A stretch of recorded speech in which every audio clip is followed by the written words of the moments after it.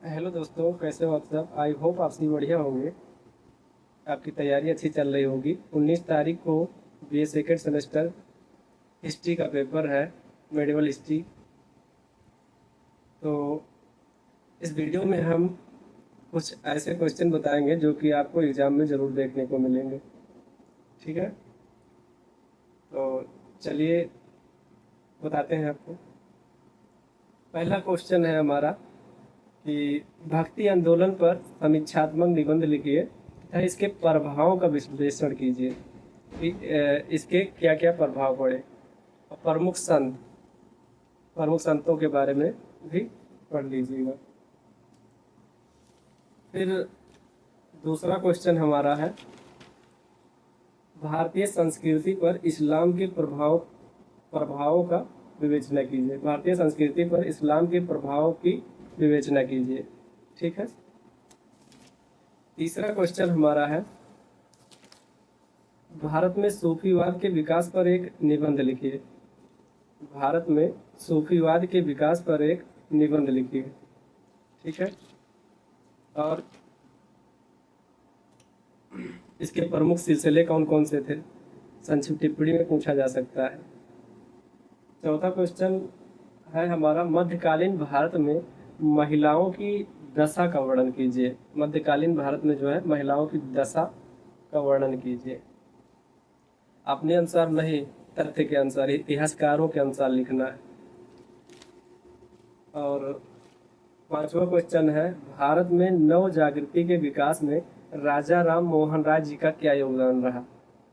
भारत में नव जागृति के विकास में राजा राम मोहन राय जी का क्या योगदान रहा। ठीक है।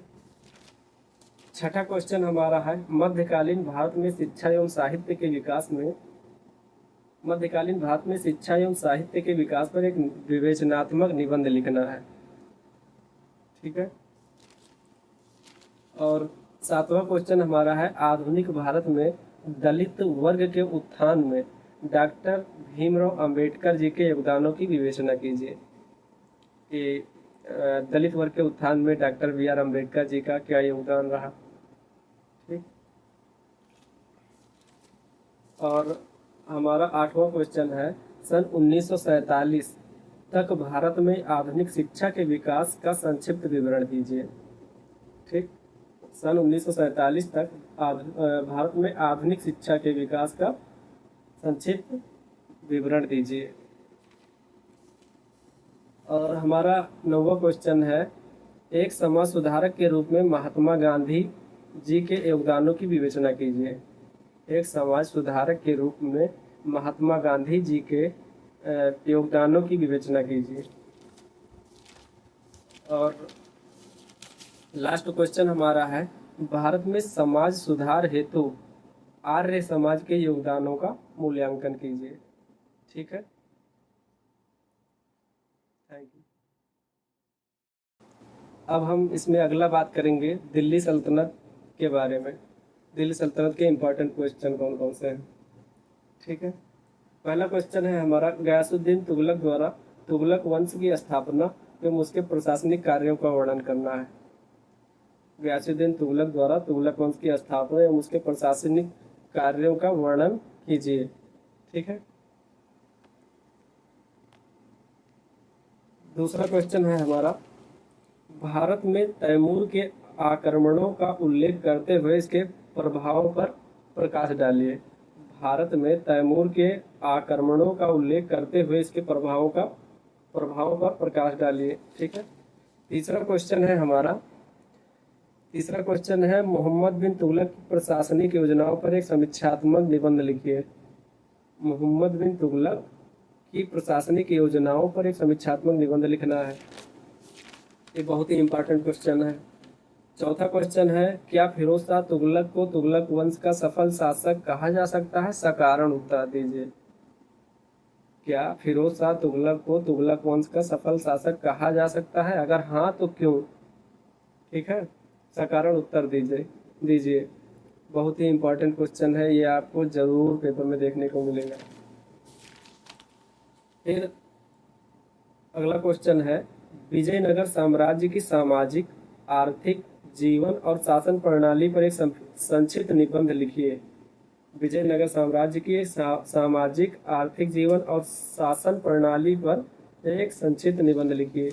ठीक है, उसके बाद है संक्षिप्त के लिए तुगलक साम्राज्य के पतन के कारणों की विवेचना कीजिए। तुगलक साम्राज्य के पीछे पतन का क्या कारण था, विवेचना कीजिए। ठीक है, संक्षिप्त में आ सकता है। अगला क्वेश्चन है दिल्ली सुल्तान के रूप में सिकंदर लोदी की उपलब्धियों की विवेचना कीजिए। बहुत ही इंपॉर्टेंट क्वेश्चन है। दिल्ली सुल्तान के रूप में सिकंदर लोदी की उपलब्धियों की विवेचना कीजिए। अगला क्वेश्चन है भारतीय इतिहास में पानीपत के प्रथम युद्ध का क्या महत्व है। भारतीय इतिहास में पानीपत के प्रथम युद्ध का क्या महत्व है। इस युद्ध में बाबर की विजय एवं इब्राहिम लोदी के पराजय के कारणों का विश्लेषण कीजिए। ठीक है, 100% ये क्वेश्चन आपको एग्जाम में देखने को मिलेगा। अगला क्वेश्चन है हमारा